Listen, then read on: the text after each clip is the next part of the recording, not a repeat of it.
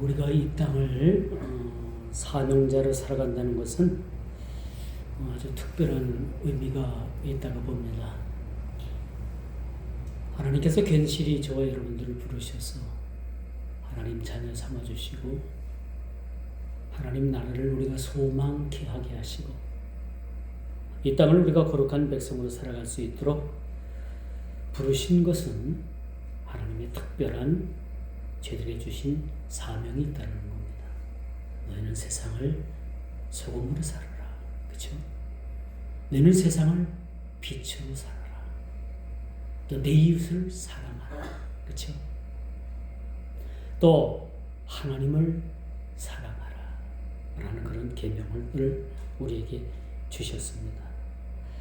그러므로 이렇게 하나님의 소명을 받은 우리 성도들은 우리 각자 주어진 그 사명이 아주 남다를 수밖에 없다라는 거죠. 우리가 하루를 살아도 그렇죠. 또 하루의 일과를 시작해서 하루 일과를 마치면서 또 하루의 삶을 돌아보잖아요. 과연 내가 하나님 뜻에 합당하게 살았는가? 그렇죠. 물론 내가 살아감에 있어서 내 의지적인 삶으로 살아갔는가? 아니면 전적으로 나의 삶을 하나님께 맡겼는가? 그렇죠. 기쁜 일이 있어도 또 슬픈 일이 있어도 우리는 늘 그 주님께 맡기는 삶이 참 중요하다라고 말씀드릴 수가 있습니다. 어떤 이들에게는 하나님의 나라와 그의 의를 위해 부름을 받았죠. 우리 모두는 다 같은 처지라고 볼 수 있어요. 진정한 하나님의 부르심, 이 부르심은 하나님 나라와 그의 의를 이루기 위해서 저와 여러분들을 불러주셨다는 겁니다. 그런데 여러분 세상에는 악한 사람 너무 많잖아요. 그렇죠? 저 사람 왜 저렇게 악한 짓을 하지? 왜 사탄의 앞잡이 노릇을 하지? 마치 저 사람 모습이 사탄의 모습을 가지고 있다라고 우리가 지금 우리 현실적으로 보아지는 사람들이 많이 있지 않습니까? 그런데 여러분 이건 이상할 게 아니에요. 하나님께서는 우리를 세상에 두 부류로 만들었어요.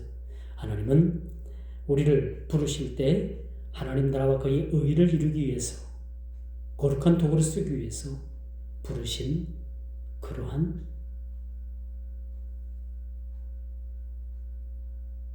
사람들이 있는가 하면 성도들이 있는가 하면 어떤 부류들에게는 악역의 캐릭터를 맡기기 위해서 악한 자의 캐릭터, 악역의 캐릭터 이 역할을 맡기기 위해서 불렀다는 사실을 우리는 생각하면 세상이 그렇게 불공평하다라는 생각은 우리가 들지 않아요.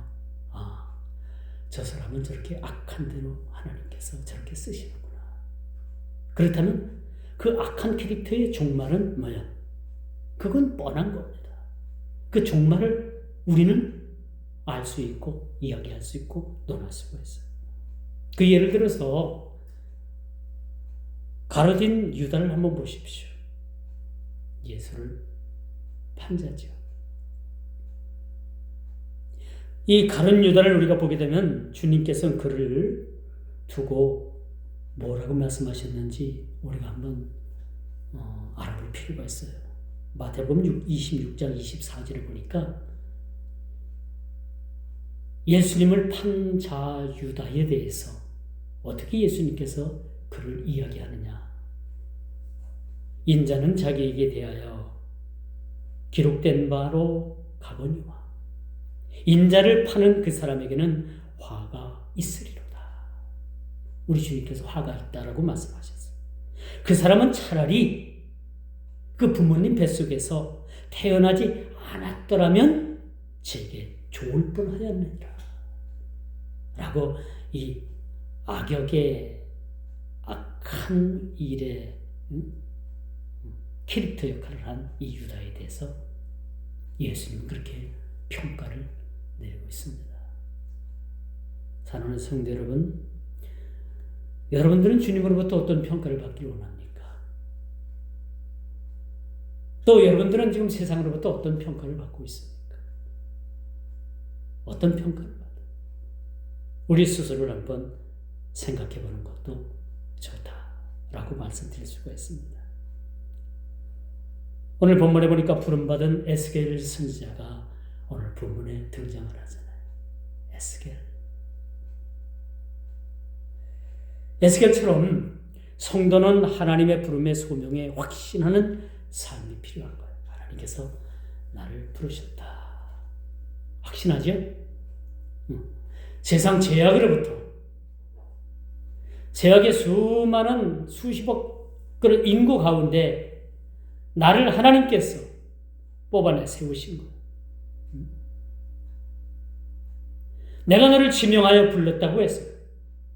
그리고 하나님은 너는 내 것이라 라고 그렇게 말씀하셨어요. 우리는요, 하나님의 소유입니다. 하나님의 소유인 거예요. 그렇죠? 하나님은 우리 아버지가 되고 하나님은 그의 우리 모두의 백성, 아버지가 되시고 우리는 그의 백성들이 된다는 사실이죠. 그러므로 우리가 하나님으로부터 부름을 받았을 뿐만 아니라 이제 우리는 성도들에게는 이 부름받은 성도들에게는 하나님께서 사명을 주시는 거예요. 오늘 에스겔에도 마찬가지, 에스겔 선지자에도 마찬가지. 그 상황에서 포로된 그 삶에서 하나님께서 에스겔 선지자를 부르셨습니다. 왜 부르셨을까요? 하나님께서 부르신 목적은 그에게 사명을 주기 위해서, 그 사명을 가지고 너는 나아가라는 얘기죠. 오늘 말씀의 제목처럼 그들이 듣든지 아니 듣든지 너는 가서 그들에게 말씀을 전하라는 겁니다. 이게 에스겔 선지자에게 주어졌던 하나님께서 주신 사명이고, 더구나 우리 하나님께서 우리를 소명 가운데 불러주신 우리 소명자들에게는 반드시 하나님께서 우리에게 주신 사명이 있는 거예요. 저에게도 사명이 있고요, 여러분들에게도 사명이 있습니다. 이 사명을 위해서 저와 여러분들이 살아간다라고 말씀드릴 수가 있겠죠. 그런데 여러분, 이런 사명 가운데서도 어떤 이들에게는 기이 쓸 그릇으로 하나님께서 그들을 사용하시고요, 어떤 이들에게는 천이 쓸 그릇으로 그 쓰임에 정해졌다는 사실입니다. 어떤 이들은 그래요. 왜 하나님 저 사람은 그렇게 좋은 일만 하게 시키시고 왜 나는 맨날 주방 일만 시킵니까? 왜 나에게는 맨날 청소하는 일만 시킵니까? 그렇게 여러분들이 반문할 수도 있어요. 네, 여러분, 이것은 여러분들이 하나님 앞에 이렇게 여러분들이 질문하는 그 자체가 어리석다라고 말씀드릴 수가 있는 거예요. 어떤 이들에게는요, 다 각자 주어진 분량의 그런 쓰임의 목적에 따라서 사용이 된다는 걸 우리가 이해하면 마음이 편해지는 거예요. 그래서 여러분, 로마서 9장 21절에 보니까 토기장이면 여러분 그릇 굽는 사람들 하는 거예요. 그릇 굽는 사람들, 그렇죠? 도공. 쉽게 말하면 도공을 얘기해요. 이런 도공이 이 찰흙 한 덩이를 가지고서 하나는 기이슬 그릇을 만들고, 하나는 이조백자를 만들고, 고려 청자를 만들고, 어떤 그릇은 밥을 담는 주발로 만들 수도 있고, 어떤 한 짐의 흙은 꽃병, 아름다운 꽃병을 만들 수 있고, 어떤 한 짐의 흙은 뭐요? 아주 쓸모없는 허드렛 일에 사용되는 그런 그릇을 만들 권한이 없느냐? 라고 이렇게 말씀해 주고 있습니다. 그래서 하나님에 대한 권위에 대한 의무는 부질없다. 우리가 하나님께서 부르신 대로, 하나님께서 우리를 사용하는 대로 우리는 충성되이 쓰임 받게 되면 되는 거예요. 여러분, 기도의 제목 가운데 하나가 뭔지 압니까? 하나님, 우리를 하나님의 거룩한 도구로 사용하여 주옵소서. 우리를 도구로 위해서 부름받았는데, 우리를 불러주시는데 우리가 어떻게 쓰여질 건가? 남들에게 손가락질 받는 그 악역을 하는 그런 악한 자의 도구로 사용돼서는 안 된다는 것을 우리는 잘 알죠. 그렇기 때문에 우리는 늘 우리가 주님께 도구로 사용되되 주님께서 보시기에 아름다운 도구, 거룩한 도구로 사용되게 하여 주옵소서. 이 구약에 보면요, 이 하나님 앞에 제사를 드리게 되면 그 제사하는데 모든 쓰여지는 도구가 다 성스러웠던 거예요. 성물이라고 했어요, 그때 당시에. 그렇죠? 지금도 마찬가지죠. 주님께 쓰여지는 이 모든 것들은 다 성물이라고 볼 수가 있는 거예요. 그리고 이걸 바깥에 내다 놓고 쓸모없다고 딱지 붙여서 내다 놓으면 그때부터는 성물이 아니야. 그때부터는 성물이 아닌 거예요. 우리가 어떻게 쓰여지느냐, 주님께 우리가 어떻게 쓰여지느냐에 따라서 그가 거룩한 도구로 사용될 수 있고 더러운 악한 도구로 사용될 수도 있다는 것을 우리는 늘 염두해 둬야 되는 거예요. 요즘 세상 돌아가는 것을 보면 좀 섬뜩한 생각들이 참 들 때가 많이 있어요. 이 며칠 전 그 유튜브를 이렇게 보게 되면 그 헌법재판소 앞이나 그 데모를 하는 데모 시위대를 진압하는 경찰들이 있잖아요. 그 경찰들이 명찰도 안 달고 나오고 마스크 쓰고 선글라스 딱 끼고 나오고, 그래서 시위하던 사람들이 하도 이상해가지고 당신 이름이 뭐예요? 어디 소속이? 2시간 동안 그가 잡혀 있었는데 한마디 대답도 못하고. 왜? 한국말을 못하기 때문에. 누구예요? 중국 공안이라는 얘기가 있어요. 여러분, 홍콩이 중국에 그렇게 흡수가 될 때 홍콩 시민들이 막 노란 우산 펴가지고 막 시위한 거 여러분 전에 TV에서 봤잖아요. 막 수백만 사람들이 나와가지고 홍콩 사람들이 자유를 부르짖고 중국에 그런 타치 안 받겠다, 우리를 자치구역으로 남겨달라고 했는데 중국 공안들이 스며들어가지고 데모하는 사람들 전부 다 다 압송하고 잡아가고 그들을 와해시켰어요. 홍콩 경찰은 아무것도 할 수 없었어요. 마치 지금 우리나라가 이 데모 가운데 데모 진압을 한다는 명목으로 중국 공안들이 경찰들과 이 한국 경찰들과 섞여가지고 폭력을 행사하고 노인들을 땅에 맺히고 의심이 가가지고 당신 어디서 왔냐? 누구냐? 라고 물어도 그 출처를 밝히지 않습니다. 한 가지 예로 서울경찰청 옆에 중국 공자학원이 있어요. 중국 문화원이 있습니다. 거기 수많은 중국인들이 있어요. 그 사람들을 동원해서 그렇게 경찰복을 입혀가지고 지금 한국 땅에 이 대한민국을 공산화 시키려는 일들이 지금 암암리에 벌어지고 있다고 해도 여러분 틀린 말은 아닙니다. 이게 한두 건이 아니에요. 이런 일들이 지금 계속 이게 드러나고 있음을 우리는 보게 되는 겁니다. 참 우리가 이런 문제 우리가 기도해야 된다. 이 나라를 결코 공산사회주의 체제로 넘겨줄 수가 없어요. 넘어가는 건 순식간입니다. 순식간. 여러분, 사회주의 체제로 전체주의로 넘어가게 되면 교회는 문을 닫아야 돼요. 신앙생활 어림없습니다. 지금 중국의 교회들이 다 문을 닫았습니다. 북한에 교회가 있습니까? 없어요. 뭐라고 단정짓기는 이른감이 있으나 이 땅에 민주경찰을 가장한 중국 공안들이 거리 시위대 앞에 나타났다는 사실, 여러분 우리가 경각심을 가져야 돼요. 지금 우리나라가 여기까지 와 있습니다. 1980년 이후에 간첩법도 없어졌어요. 여러분 간첩 지금 현실적으로 못 잡아요. 간첩을 잡는 법을 다 여러분 없애버렸어요. 예전엔 간첩 신고하면 얼마 받았어요? 포상금 꽤 많이 받았어요. 요즘 간첩 잡으면 포상금 준다고 누가 얘기를 해요? 없어요. 그런 건 다 없어졌어요. 참 암담한 것은 대한민국을 어디로 끌고 가려는지 우리는 짐작하는 바, 이것이 사회 전체주의로 흘러가면은 우리나라는 희망이 없다. 이런 움직임이 지금 분명히 드러나고 있음을 우리는 보게 되는 거예요. 우리가 사회를 직시할 수 있는 그런 눈을 가져야 돼. 더구나 우리 그리스도인들은 말이에요. 세상이 돌아가는 것을 영적인 안목을 가지고 우리가 지켜봐야 되고, 이를 위해서 기도해야 되고, 이를 위해서 우리가 분개해야 되고, 이를 위해서 나서지 않으면 안 된 때가 왔다라는 거 보게 되는 겁니다. 이젠 다름않고 우리는 이제 절대절명의 위기 앞에 놓여 있는 것도 사실입니다. 이번 주가 슈퍼 위크라고 합니다. 슈퍼 위크. 큰 주말이라고 합니다. 슈퍼 위크.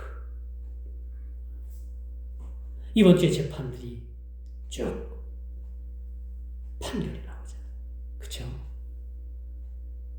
한덕수 총리,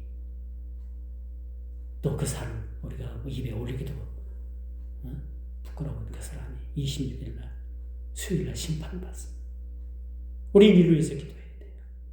하나님께서 공정한 처우를 주옵소서. 구분 재판이 되지 않도록 하여 주옵소서. 이 불의한 재판관들이 이들에게 면죄부를 주지 않게 해 주옵소서. 정의와 공의로 판단하게 해 주옵소서. 이게 우리 그리스도인들의 몫이라고 볼 수가 있는 것입니다. 엊그제 30번째 여러분 탄핵 소추안이 발의가 됐습니다. 놀랍죠? 민주주의에서 1년에 한 번 있을까 말까 한 번도 있을까 말까 한 탄핵 소추안이 몇 개월 사이에 30번이나 지금 탄핵 소추안이 발의가 됐습니다. 이런 탄핵 정국 속에서 이미 행정부 시스템은 망가졌습니다. 요즘 여러분 보세요. 관심 있는 분들은 환율을 볼 거 아니에요. 미국 달러, 유로, 지금 얼마나 천정부지로 치솟고 있는지 몰라요. 원화 가치가 지금 얼마나 절상이 돼가지고, 얼마나 하락을 해가지고, 지금 외국 유학가 있는 자녀들 돈 붙이기가 허덕허덕하대. 원화 가치가 지금 완전히 평가절하가 돼가지고 값어치가 없어지는 거. 이러다 보면 뭐가 와요? IMF 위기가 올 수도 있는 겁니다. 또 두려운 것은 머지않아 경제는 곤두박질 칠 수가 있습니다. 요즘 잘 나가던 삼성전자 어렵습니다. 삼성전자 지금 위기예요. 위기라고 합니다. 그렇게 잘 나가던 삼성전자 여러분 넘어지면요. 우리나라 삼성전자로 인해 가지고 그렇게 여러분 벌어먹고 살던 사람들 얼마인지 압니까? 그냥 국가부도가 나는 거예요. 이런 위기 앞에 놓여 있습니다. 이뿐입니까? 이런 상황이 계속 지속되면 미군 철수한다 소리가 나옵니다. 미군 철수한다 소리가 나와요. 그럼 누가 가장 좋아합니까? 중국이 제일 좋아하죠. 이 중국 사람들이 얼마나 비열한가 하면요. 우리나라 그 서해안 앞쪽 바다 중국 그 해변 쪽하고 그쪽에다가 핵발전소들을 다 지어놨어. 핵발전소 그 문제가 있으면 전부 다 우리나라 서해안으로, 우리나라 이 서해안 쪽으로 다 이 문제가, 이 핵물질이 다 날라와요. 이런 것에 대해서 우리가 한마디 얘기도 못하고, 일본 후쿠시마 그 방사능에 대해서는 막 목을 걸잖아요. 목을 걸잖아요. 이건 편견이라고 봅니다. 이런 시대에 우리가 살아가고 있습니다. 이 땅 온 천지가 빨간 물에 깊이 물들어 있습니다. 80년대는 아이고 뭐 간첩 잡으면 그랬는데, 뭐 어디 어느 국회의원이 그런 말을 하잖아요. 아이고 이 땅에 아직도 간첩이 있어? 그런 말을 했는데 아니옵시다. 지금 간첩들이 넘쳐나요. 북한에서 보내온 간첩뿐만 아니라 중국에서 보내온 간첩들이 그렇게 많다. 4월 1일부터는요, 그들이 무비자로 한국 본토 땅을 중국인들이 들어와요. 이거 어떻게 막을 겁니까? 이런 통계가 있더라고요. 해외에 나가 있는 중국 사람들, 모든 뭐 대사나 뭐 대사기관원이나 뭐 어떤 기업가나 해외에 나가 있는 중국 사람들이 잠재적 다 간첩들이에요. 잠재적인 간첩들이에요. 지금 우리나라가 이 중국 화교 이 사람들에 대해서 얼마나 많은 혜택을 주고 있는지 압니까? 서울 강남에서 아파트를 사면 전체를 대출을 해줘요.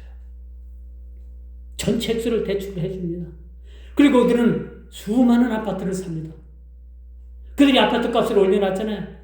진작에 우리가 사야 될 이 대한민국의 이 아파트를 사야 될 사람들은 그들이 산 아파트에 들어가 가지고 전세를 살든가 월세를 사든가 이 기이한 현상이 일어났어요.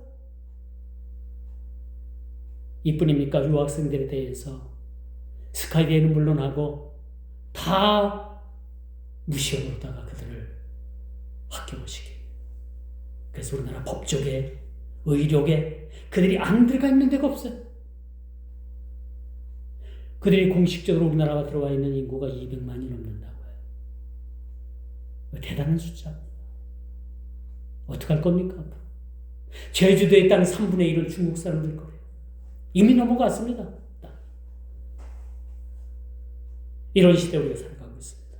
오늘 이 에스겔을 하나님께서 부르신 것도 결코 우연이 아니라는 거예요. 오늘날 이 시대에 이런 상황이 만들어진 것도 결코 우연이 아니라는 사실을 우리는 깊이 생각을 해야 돼요. 경계해야 됩니다. 흔적도 없이 사라진 예루살렘의 멸망 앞에 에스겔을 하나님께서 부르셨습니다. 나라도 없어요. 흔적도 없어요. 거의 70년이나 세월이 다 흘렀습니다. 예루살렘 성전이 있던 곳에는 벽돌 위에 하나 남지 않고 완전히 파괴가 됐어요. 이것이 예루살렘 성인가?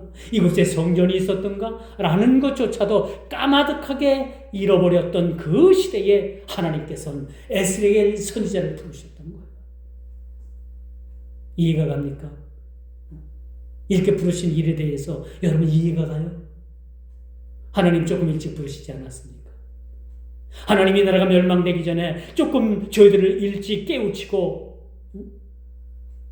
계엄령이 아니라 계몽이라는 것을 많은 사람들이 알게 하면은 안 되었습니까? 라고 우리가 한탄할 때 하나님께서는 이 교회들을 불러주신 거예요. 교회를 불러주셨어요. 왜? 대한민국 마지막 보루는 교회이기 때문에. 마지막 대한민국을 살릴 것은 정부도 아니고 사법부도 아니고 국회도 아닌 교회라는 사실입니다. 매주 토요일에 세이브 코리아가 전국 각각 지역에서 그렇게 기도회를 갖고 있습니다. 걸기대회도 아니고 데모도 아닙니다. 기도회를 갖고 있어요. 찬양도 부르고 거기는 믿는 사람도 있고 믿지 않는 사람들도 같이 와가지고 여러분 요즘 기이한 현상이 이 세이브 코리아 때문에 많은 젊은이들이 많은 사람들이 예수를 믿게 됐대요. 이게 참 좋은 현상 아닙니까? 얼마나 좋은 현상이에요. 요즘 전도도 안 되고 교회에 대해서 가뜩이나 이상한 눈을 가지고 보던 이젠 많은 사람들이 교회가 이때를 위해서 나라와 민족을 위해서 기도하고 그들이 그 12월 달부터 차가웠던 아스팔트 바닥에서 그 차가움을 무릅쓰고 그 어려운 환경을 무릅쓰고 그들이 나와서 기도하는 걸 보고 많은 사람들이 감동을 받았다고 합니다. 이뿐입니까? 강화문에서는 대단해요. 지금 여야가 지금 새 대립을 하는데 야당 쪽에서는 쫓아올 수가 없어요. 숫자적으로 쫓아올 수가 없습니다. 이렇게 교회가 이렇으면 감당할 수가 없는 겁니다. 감당할 수가 없는 겁니다. 이런 상황에 하나님께서는 멸망 가운데 있던 에스겔을 불러주셨던 거예요. 그리고 5절에 아주 유명한 말을 하나님께서 에스겔에게 말하잖아요. 너는 듣든지 아니 듣든지 그들에게 가서 하나님의 말씀을 전하라는 거예요. 거기는 반드시 들을 귀가 있는 자들도 있고 아무리 수백 번 외쳐도 듣지 못할 막힌 귀가 있다는 겁니다. 들을 수 있는 귀, 복음을 듣고 생명의 말씀을 들을 수 있는 귀가 있는가 하면, 그런 열린 귀가 있는가 하면 닫힌 귀가 있다. 너는 이거 개의치 말고 가서 그들이 듣든지 아니 듣든지 너는 가서 그들에게 하나님의 복음을 전하라는 것. 이게 에스겔을 부르신 하나님의 목적이었던 것. 그러므로 우리는요, 하나님께서 말씀하실 때 우리는 하나님 말씀에 그 말씀을 듣는 훈련이 우리에게 필요합니다. 뭐 이거 다 듣는 거야. 뭐 다 하는 거야. 우리 목사님 수백 번 말씀하신 말씀. 그렇게 여러분 흘려듣지 마시고 하나님의 말씀이 늘 경청하는 훈련이 우리에게 필요하다는 겁니다. 그래서 여러분 하나님의 말씀은 들음으로 겸손히 소명자의 일을 감당할 수가 있는 거예요. 말씀은 들으면서 나오는 거죠. 그렇죠? 말씀은 들으면서 나고 들으면 그리스도의 말씀으로 말미암느니라. 들을 때 우리가 믿음이 생기고 들을 때 하나님의 능력이 우리 가운데 임하게 되는 거예요. 사랑하는 성도 여러분, 하나님께서 저와 여러분들을 부르신 소명을 우리가 확신한다면 하나님의 말씀을 듣는 훈련이 우리에게 필요할 거예요. 듣는 훈련이 우리에게 필요하다. 두 번째, 너를 패역한 백성들에게 보내노라 라고 이렇게 오늘 본문에 말씀합니다. 분명히 에스겔을 하나님께서 그들에게 보낸 목적을 이야기해주고 있는 겁니다. 왜 그들에게 보내셨을까요? 패역했다는 것, 망가졌다는 겁니다. 죄악으로 인해서 그들의 선민의 백성들의 모습은 흔적도 없이 다 망가졌다는 것. 이런 패역한 백성들에게 내가 너를 보내겠다라는 말씀. 요즘 시국에 아주 뜨는 분이 한 분 있죠. 난세 영웅이 난다고 전한길 강사. 그렇죠? 이분이 아주 공무원 시험이나 여러분 아주 한국사 쪽에서는 아주 탁월한 일타 강사예요. 대한민국의 일타 강사. 최고죠. 그 분야에서. 이런 분이 강사로 나서가지고 이 국민들의 의식을 깨우는 거예요. 국민들의 의식. 마치 에스겔을 하나님께서 그 백성들에게 보내면 왜 보내셨을까? 패역한 백성들이었기 때문에. 패역한 백성들에게 보내겠다는 거죠. 희망이 없는 백성들에게 보내는 것이 아니라 그 가운데 패역되었지만 그 패역 가운데 말씀을 듣고 돌아올 자들을 위해서 하나님께서 에스겔 선지자를 보내겠다는 말씀입니다. 시국이 매우 혼란스럽죠. 이 상황에 여러분 나라를 구해보겠다고 거리를 쏟아져 나온 이 무리들이 어떤 무리들입니까? 저는 매주 토요일마다 세이브 코리아에서 그렇게 기도회 가는 걸 쭉 해서 봐요. 제가 갈 수는 없지만 가서 그 하는 기도회나 그 연사 남은 강사들의 말들을 좀 눈여겨 듣습니다. 이렇게 나라를 구해보겠다고 그렇게 쏟아져 나온 사람들이 누구냐면요, 다름 아닌 기독교인들인 거예요. 다름 아닌 기독교인들이 쏟아져 나왔어요. 강화문이나 세이브 코리아나 교회를 기반으로 대규모 집회가 지금 열리고 있습니다. 매주마다 열리고 있죠. 이건 좋은 현상입니다. 기도를 받는 것 자체가 기도하겠다는 거예요.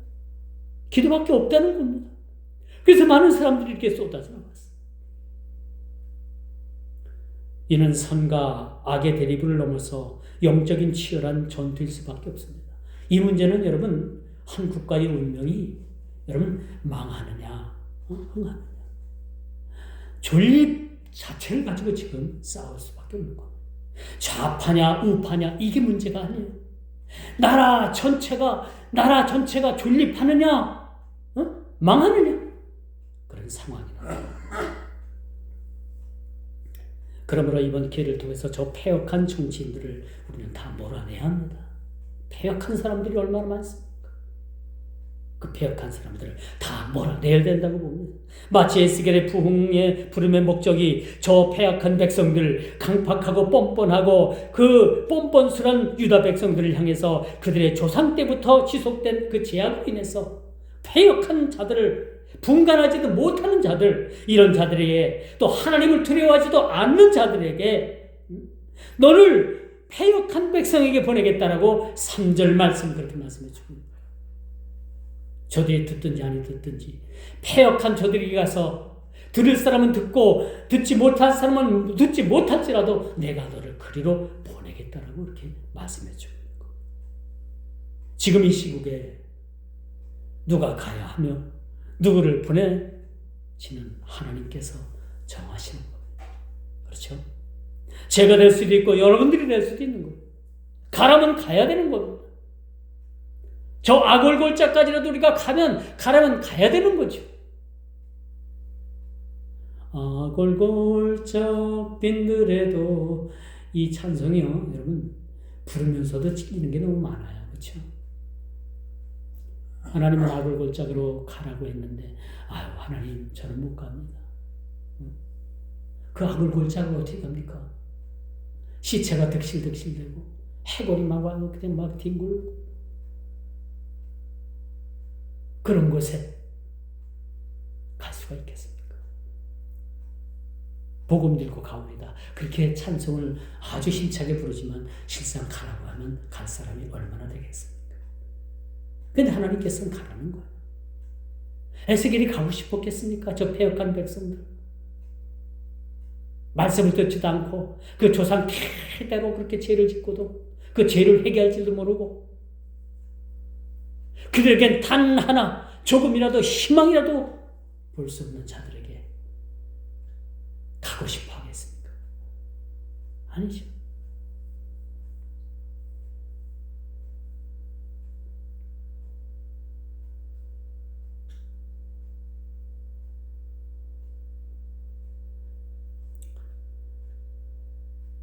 목사들에게 있어서는 큰 교회에서 목회하는 것도 하나의 그러한 바람이자 소망이기도 하죠. 어떤 목사들은 큰 교회가 나왔다면 섬기는 교회를 팔아치우고라도 큰 교회로 갑니다. 그런 일들이 우리 주위에 비일비재합니다. 거기서 보니까 더 큰 교회가 나오니까 아우 더 큰 교회 가려고 그 교회 버리고 더 큰 교회로 갑니다. 다 팔아챙겨서 갑니다. 그걸 가지고 뭐 아파트 샀다나 뭐 샀다나.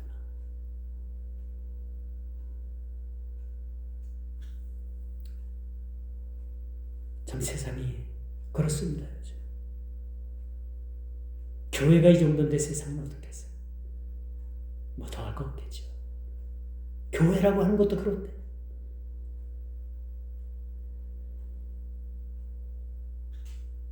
마지막 세 번째로 패역한 백성들의 모습을 우리가 한번 생각해 봅시다. 이 패역한 백성들을 보면서 여러분 이스라엘 백성들의 패역한 백성들을 보면서 동시에 나를 보는 거예요. 여러분 우리 스스로를 봅시다. 내 스스로가 얼마나 하나님 앞에 그 패역한 이스라엘 백성들보다 더하면 됐지 덜하진 않다라는 것을 발견하면 은혜가 되는 거예요. 이 패역한 백성이 내가 되고 이 에스겔 선지를 통해서 듣든지 아니 듣든지 전하는 이 말씀 속에서 내가 내 자신이 패역함을 깨닫고 내가 죽음에서 생명으로 이 말씀을 내가 받을 수만 있다면 우리는 행복한 사람들입니다. 얼마나 죄악의 패역에 찌들었으면 들을 귀조차도 없을까? 하나님께서 듣게 하셔야지만 그 들을 귀가 열려지는 거예요. 아무리 좋은 말씀, 아무리 여러분이 성경을 통독을 하고 아무리 유명한 말씀을 전하는 아주 대형계 목사님이 말씀을 전해도 귀가 닫혀 있으면 안 들어오는 겁니다. 들어오지 않는 거예요. 요즘 시국을 놓고 큰 교회들이 여러분 목사들 막 좌우 이념들이 지금 갈렸잖아요. 좌파우파로 지금 다 갈렸어요. 목사들도.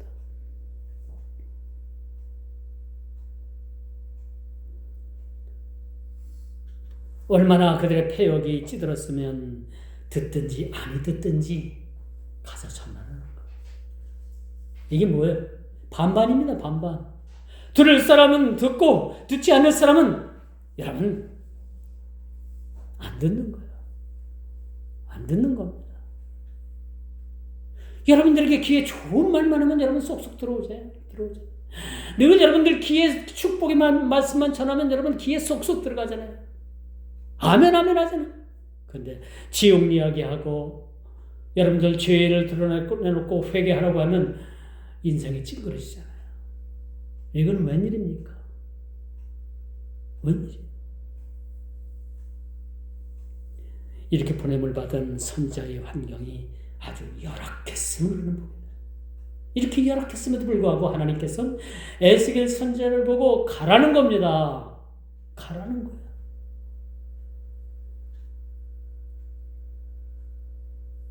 이 에스겔 선지자 앞에는 가시가 있었고 찔레가 있었고 전갈이 있었다고 했습니다.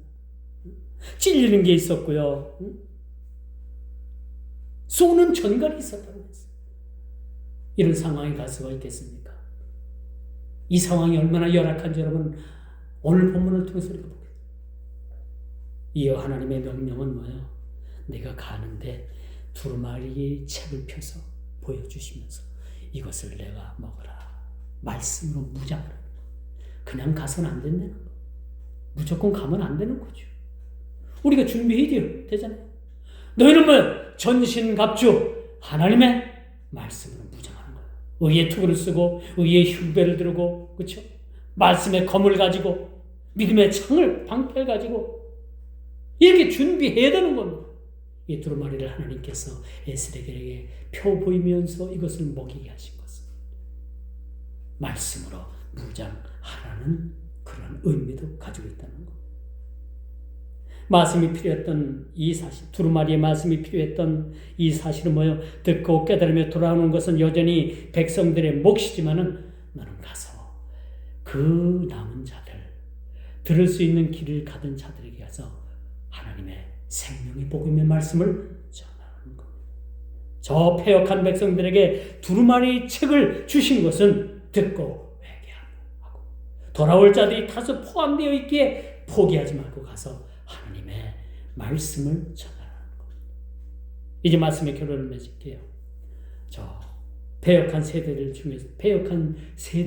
중에서도 하나님의 말씀에 귀 기울이는 자들이 남은 자들이 있다라는 사실을 우리는 늘 염두에 두는 거죠. 이것이 하나님의 구원의 프로젝트입니다. 이 하나님의 구원의 프로젝트는요, 이 마지막 때 남은 자들을 향해서 말씀이 준비되어 있다는 거. 이 마지막 때 여러분 꼭 기억하세요. 마지막 때는 남은 자들을 하나님께서 구원하십니다. 끝까지 믿음의 경주를 잃지 않고 끝까지 모든 환난과 고통과 어려움 속에서도 끝까지 믿음을 지킨 자들을 하나님께서 남기시고 남은 자들을 하나님께서 그들을 구원하신다는 겁니다. 이게 하나님의 거룩하신 구원의 프로젝트.